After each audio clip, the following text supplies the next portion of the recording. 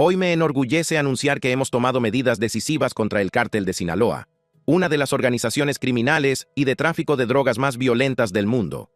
La frontera de Texas se ha convertido en un auténtico campo de batalla.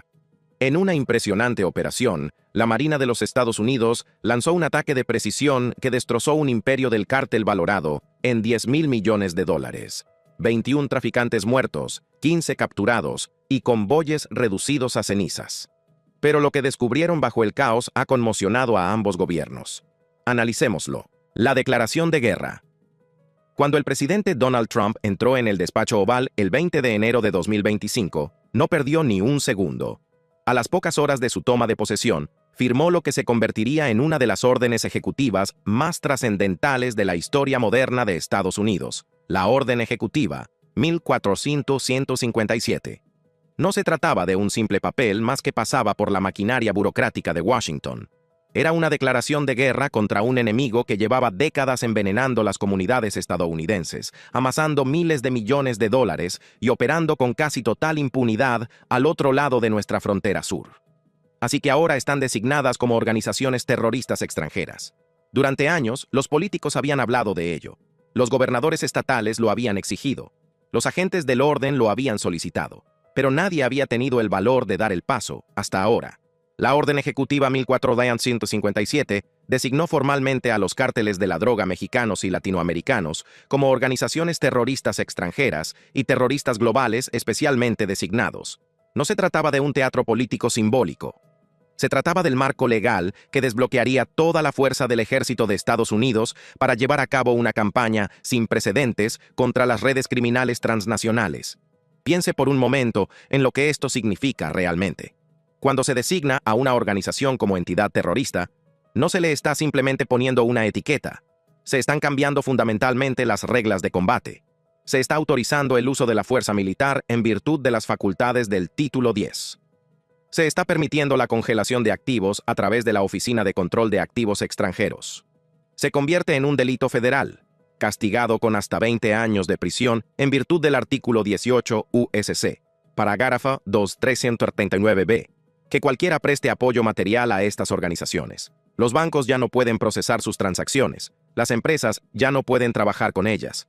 Y lo más importante, el ejército de los Estados Unidos ahora puede darles caza como lo hizo con el ISIS en Siria e Irak. Están matando a nuestra gente. Están matando a 250,000, 300,000 estadounidenses al año. La administración Trump no exageraba la amenaza. Mientras que las administraciones anteriores habían informado de alrededor de 100,000 muertes por sobredosis al año, la cifra real probablemente se acercaba más a las 300,000 si se tenían en cuenta los casos no denunciados y las muertes clasificadas erróneamente. Estos cárteles, el cártel de Sinaloa, el cártel Jalisco Nueva Generación, el cártel del Golfo, Tren de Aragua, MS-13 y el cártel de los Soles, eran los responsables de inundar las calles estadounidenses con fentanilo, que representa aproximadamente el 70% de las entradas a través del Golfo de México y el sur del Caribe. En tan solo 14 días desde la Orden Ejecutiva, la maquinaria del gobierno se puso en marcha. El fiscal general, el secretario de Seguridad Nacional y el secretario de Estado establecieron un proceso de revisión simplificado para calificar a las organizaciones criminales internacionales como terroristas. El 20 de febrero de 2025, el Departamento de Estado anunció la designación de 8 entidades específicas como FTO y SDGT, la medida más amplia de este tipo en la historia de Estados Unidos. El ataque financiero comenzó de inmediato. La Oficina de Control de Activos Extranjeros del Departamento del Tesoro emitió sanciones el 25 de enero, incautando $120 millones en fondos del cártel depositados en Estados Unidos y alertando a los bancos para que vigilaran 1,200 corredores de remesas. En cuestión de semanas, se habían congelado más de $500 millones en activos vinculados. Se descubrieron empresas ficticias. Se desmantelaron las operaciones de lavado de dinero.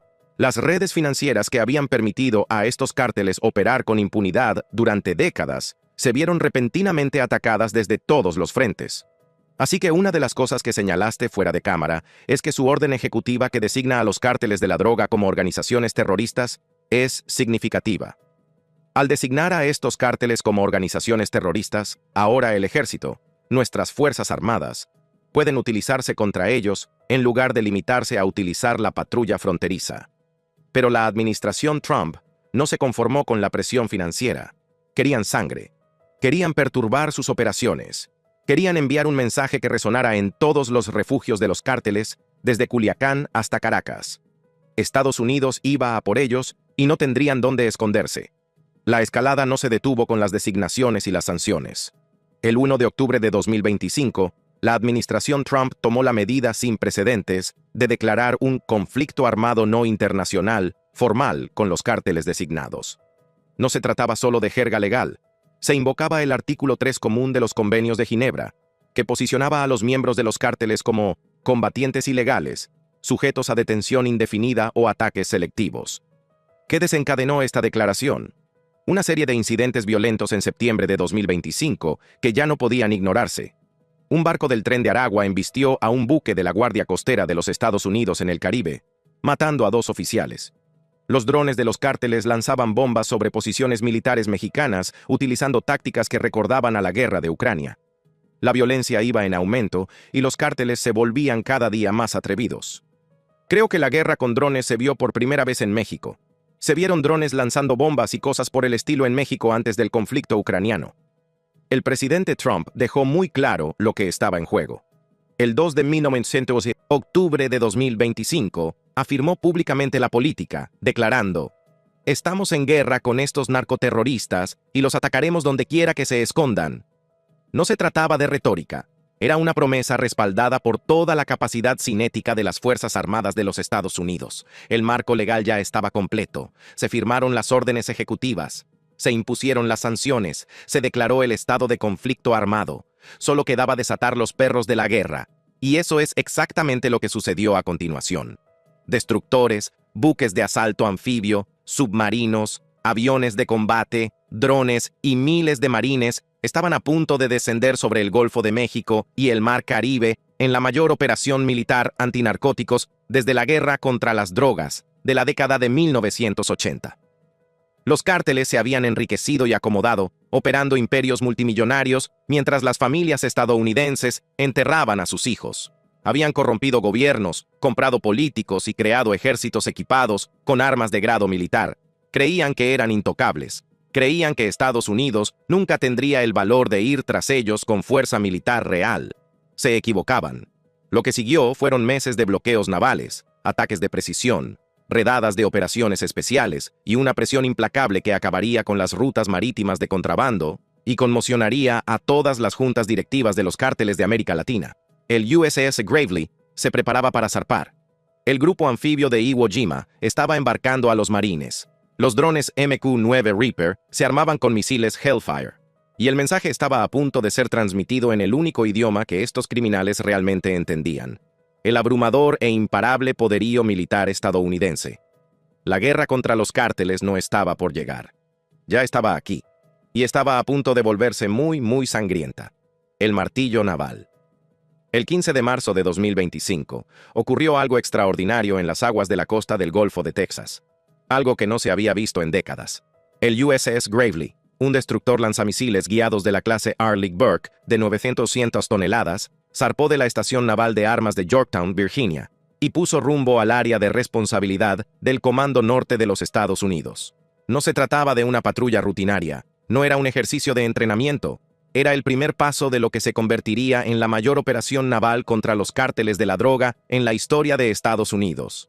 El Gravely no era un buque de guerra cualquiera. Esta fortaleza flotante estaba equipada con sistemas de combate Aegis, misiles de crucero Tomahawk y sistemas de lanzamiento vertical para misiles antiaéreos SM-6. Su radar de búsqueda aérea SPAI-6 podía rastrear amenazas a cientos de kilómetros de distancia. Era un barco diseñado para combatir a adversarios de su mismo nivel, como China y Rusia. Y ahora se le había encomendado la tarea de dar caza a las lanchas rápidas y los narcosubmarinos de los cárteles en el Golfo de México, en el marco de la Operación Southern Guard. Acompañado por el destacamento de aplicación de la ley de la Guardia Costera LEDET 401, el Gravely no tardó en demostrar su valía. Solo en su primer mes, el destructor llevó a cabo más de 50 persecuciones y abordajes de embarcaciones de alta velocidad, incautando 2,5 toneladas de metanfetamina y arrestando a 120 presuntos contrabandistas, cifras que eclipsaban por completo todo lo que la Guardia Costera había logrado por sí sola en la región. Los cárteles no tardaron en darse cuenta de que se enfrentaban a un adversario diferente. El conjunto de radares del Gravely resultó invaluable para rastrear las embarcaciones panga de los cárteles y los drones de vuelo bajo utilizados para el reconocimiento, mientras que los destacamentos de helicópteros del Escuadrón de Ataque Marítimo HSM-70 proporcionaban vigilancia en tiempo real desde el aire. No había ningún lugar donde esconderse, ningún lugar al que huir. En abril de 2025, el Gravely se había integrado en las patrullas de la Operación Lone Star de Texas, posicionándose frente a Brownsville y South Padre Island para interceptar las rutas del Golfo controladas por el famoso Cártel del Golfo. Una notable intervención el 22 de abril demostró a la perfección las nuevas reglas de combate.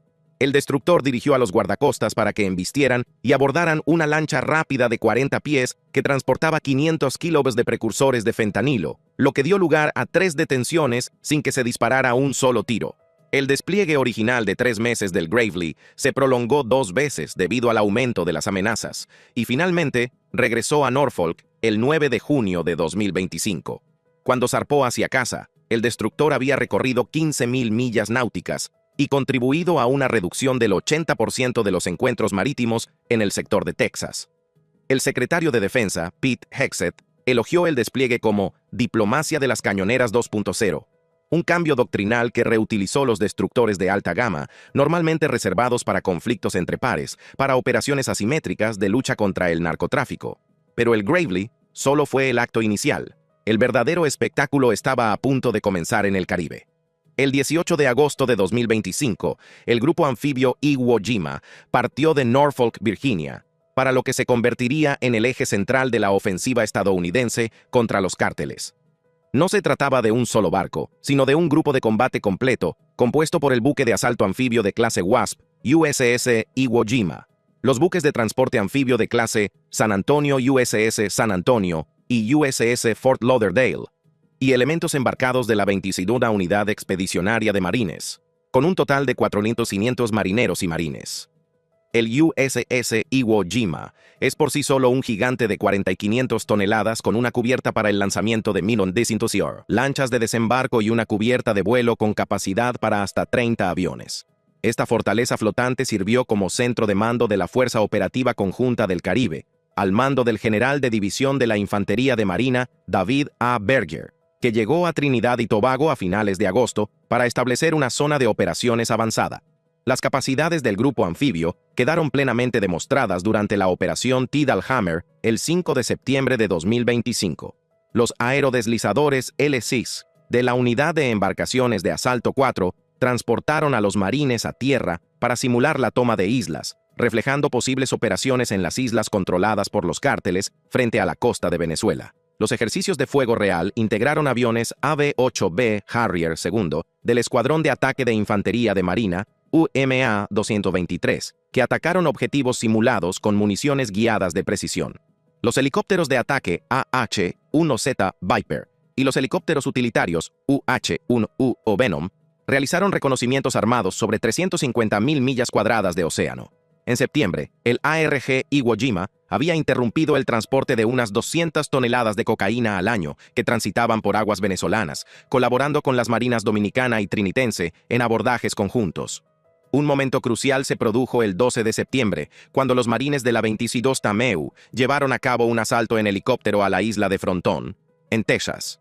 Aunque fue dirigido por la Armada, puso de relieve la versatilidad del grupo para tender puentes entre los teatros del Golfo y el Caribe. El grupo de combate también albergaba a operadores especiales del Mando Conjunto de Operaciones Especiales, lo que permitía realizar incursiones encubiertas de las que el público nunca se enteraría. A fecha de 11 de octubre, el ARG permanece en su puesto, rotando con el ARG Bataan para mantener la presión. Pero los buques de superficie eran solo una parte de la ecuación. A mediados de septiembre de 2025, una oleada de buques de combate de superficie y activos submarinos formó una defensa en profundidad por capas, que alcanzó un máximo de 9 buques de guerra. Los destructores de la clase Arleigh Burke, USS Jason Dunham, USS Samson y USS Stockdale se unieron desde la flota atlántica, cada uno armado con 96 celdas de lanzamiento vertical para misiles antibuque Harpoon y torpedos Mk-54 diseñados para narcosubmarinos semisumergibles. La llegada del USS Stockdale, el 22 de septiembre, elevó el recuento a 8 buques de superficie, lo que permitió una cobertura ininterrumpida de puntos clave, como el paso de Barlovento. El crucero de clase Ticonderoga, USS Lake Erie, con su radar SPI-1 para la detección de drones, proporcionó el mando y control. El buque de combate litoral de clase Freedom USS Minneapolis-St. Paul desplegó helicópteros MH-60R Seahawk para persecuciones cercanas, capturando 2 lanchas rápidas del cártel frente a Aruba, a finales de septiembre. Bajo las olas, el submarino de ataque de la clase Los Ángeles USS Newport News merodeaba silenciosamente, utilizando sus torpedos Mk-48 y Tomahawks para la vigilancia encubierta. Sus sonares detectaban más de 40 contactos sospechosos al mes, transmitiendo la información a las fuerzas de superficie. Esta integración de submarinos, poco habitual en las operaciones antinarcóticos, respondió al cambio de los cárteles hacia embarcaciones más sigilosas tras su designación como organizaciones terroristas. En conjunto, estos activos llevaron a cabo 120 abordajes hasta octubre, incautando $450 millones en drogas y embarcaciones, con un número mínimo de bajas estadounidenses gracias a protocolos no letales, como disparos de advertencia y redes de enredo. El componente aéreo fue igualmente formidable. Los aviones de patrulla marítima P-8A Poseidon del Escuadrón de Patrulla VP-45 realizaron más de 200 salidas desde bases en Puerto Rico y Cayo Hueso, utilizando radares ANAP-10 para rastrear las flotas de los cárteles hasta a 1000 millas de distancia. Una misión el 2 de septiembre dirigió un ataque que neutralizó una lancha rápida del Tren de Aragua, matando a 11 sospechosos. Los F-35B Lightning II del Escuadrón de Ataque de Cazas Marinos UPMFA-121, desplegados en Roosevelt Roads, Puerto Rico, realizaron 10 salidas semanales. Su sigilo y la fusión de sensores permitieron el ataque más allá del horizonte. Trump destacó un vuelo del 5 de septiembre como respuesta a los sobrevuelos de F-16 venezolanos sobre el Jason Dunham. Los aviones de inteligencia de señales RC-135 Rivet Joint aumentaron esta capacidad, interfiriendo las comunicaciones del cártel y geolocalizando los lanzamientos de drones. Los sistemas no tripulados ampliaron el alcance. Los drones MQ-9 Reaper de la base aérea de Creech registraron más de 100 salidas. Los aviones de inteligencia de señales RC-135 Rivet Joint aumentaron esta capacidad, interfiriendo las comunicaciones del cártel y geolocalizando los lanzamientos de drones.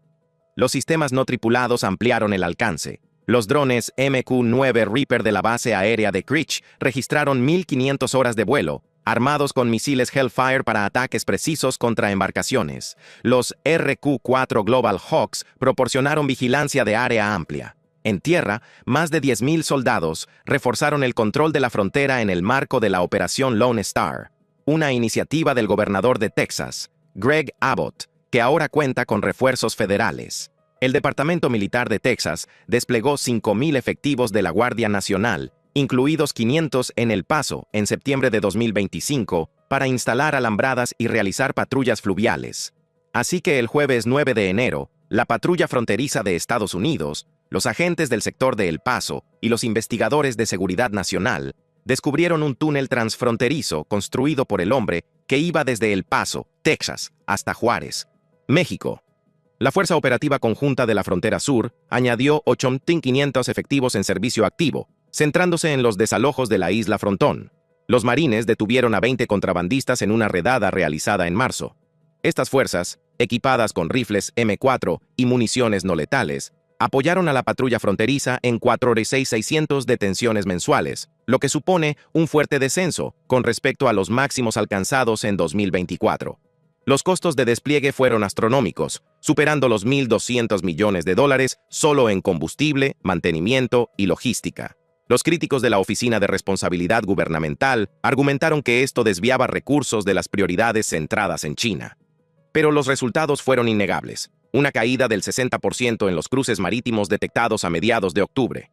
El martillo naval había caído y estaba aplastando el imperio marítimo de los cárteles, barco a barco. Sangre en el agua. Los ataques de precisión comenzaron el 2 de septiembre de 2025 y marcaron un punto de no retorno.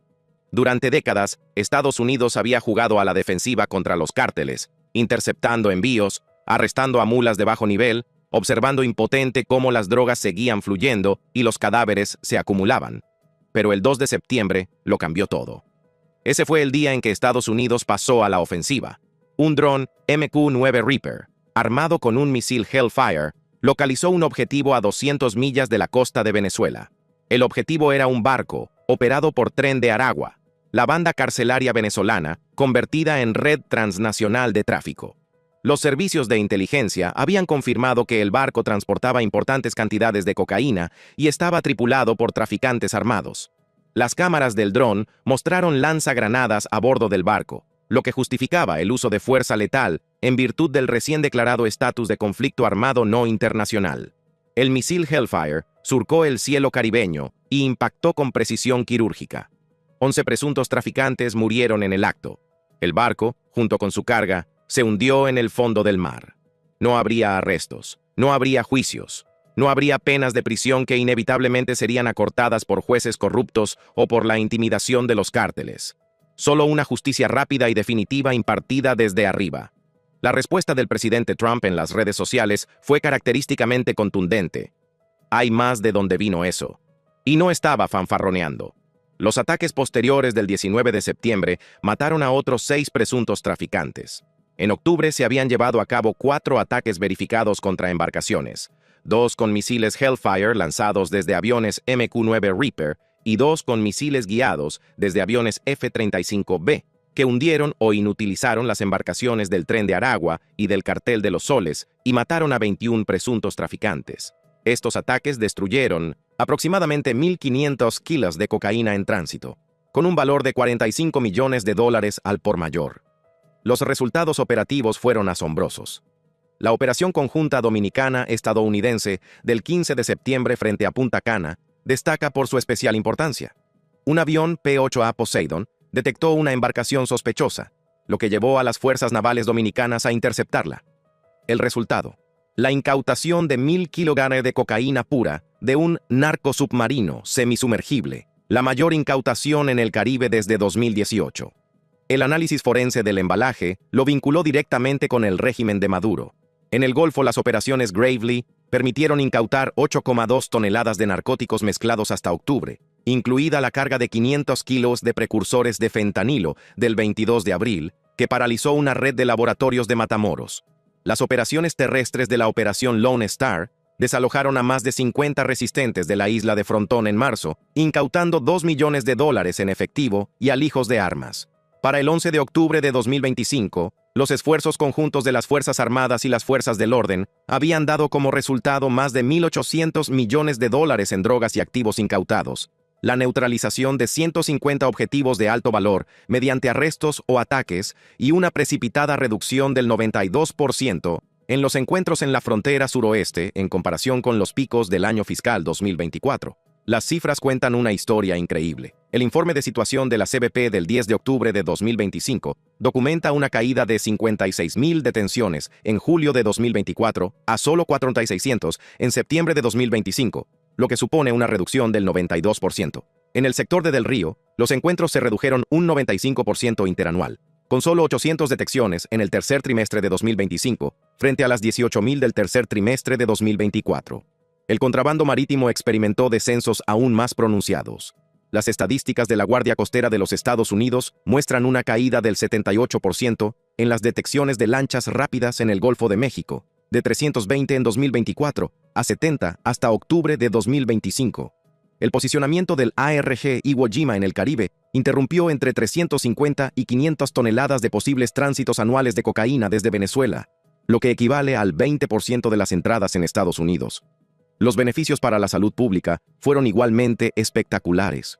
Una caída intertrimestral del 35% en las muertes por sobredosis de fentanilo en los estados del sur se correlacionó directamente con la campaña militar. Las admisiones por sobredosis en hospitales fronterizos, como los de El Paso, disminuyeron un 42% con respecto a los niveles de referencia de enero, lo que se relacionó con una reducción del 40% en la circulación de pastillas de fentanilo por compras de la DEA a nivel callejero. El impacto económico en los cárteles fue devastador. La evaluación de amenazas financieras de la DEA de octubre de 2025 estima un déficit de ingresos anuales de entre 4.000 y 6.000 millones de dólares, impulsado por una interrupción del 65% en el transbordo venezolano. Para el Cártel del Golfo, valorado históricamente en 10.000 millones de dólares, las incautaciones le costaron 800 millones de dólares solo en productos incautados.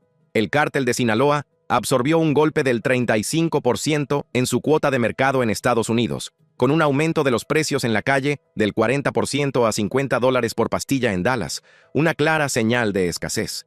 Esto era real, y según mis previsiones, iba a provocar mucho temor, especialmente en lo que se refiere a las vías de financiación, porque eso es lo que realmente ataca esta ley, las finanzas de los cárteles.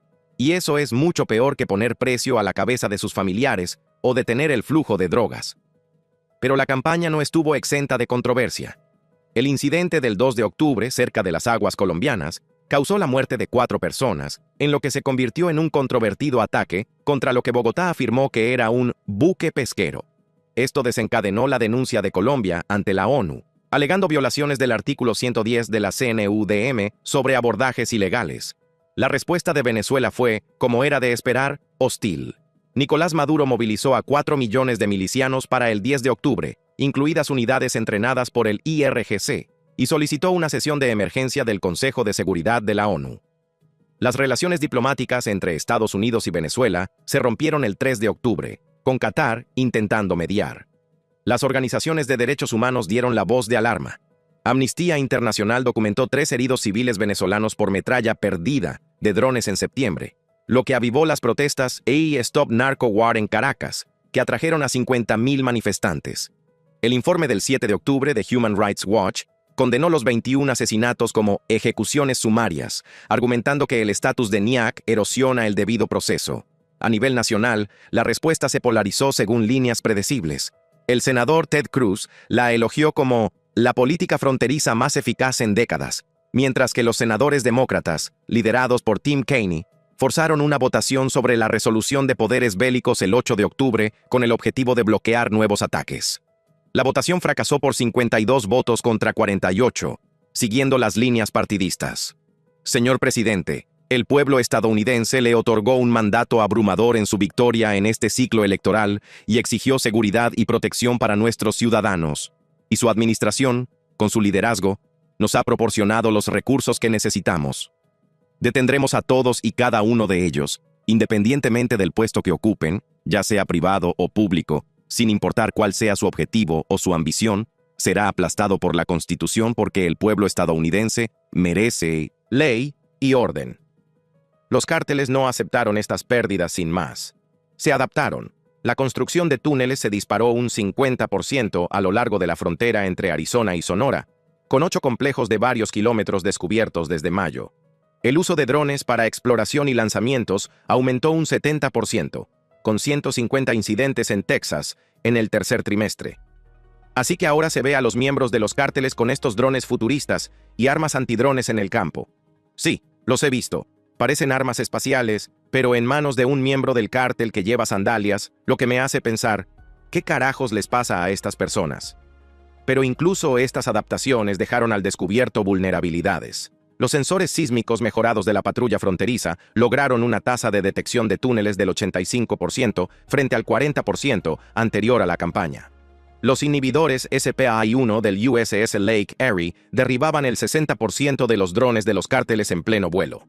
De cara al futuro, la trayectoria de la campaña apunta a una presión continua. Para el segundo trimestre de 2026, se esperan 5.000 soldados más para las rotaciones en la frontera mexicana, incluidas posibles redadas del JSOC en los laboratorios de Sinaloa, investigados por las fuerzas mexicanas. La Operación Muro Digital, prevista por la NSA, tiene como objetivo los mercados de la dark web de los cárteles, con la posibilidad de congelar $1.000 millones en criptomonedas a mediados de año. La cuestión no es si la campaña continuará, porque lo hará. La cuestión es si puede lograr un impacto duradero. El 70% de la capacidad de los laboratorios de los cárteles permanece intacta según las imágenes de satélite. Los cárteles están heridos, pero lejos de estar derrotados. Se están adaptando, evolucionando, encontrando nuevas rutas y nuevos métodos. Pero por primera vez en décadas, están sangrando. Están perdiendo miles de millones. Están perdiendo hombres, están perdiendo territorio. Y lo más importante, están aprendiendo que Estados Unidos finalmente ha decidido contraatacar con toda la fuerza de su poderío militar. El bloqueo naval continúa, los drones siguen volando, los operadores especiales siguen cazando. Y el mensaje es claro, los días de operar con impunidad han terminado. Estados Unidos ya no se limita a interceptar, está librando una guerra, y en la guerra hay bajas. Los cárteles querían un imperio de 10.000 millones de dólares. En cambio, lo que obtuvieron fue un campo de batalla, y están perdiendo. Gracias por vernos. Si te ha gustado este video, haz clic en uno de los recuadros que aparecen en tu pantalla para ver más contenido similar.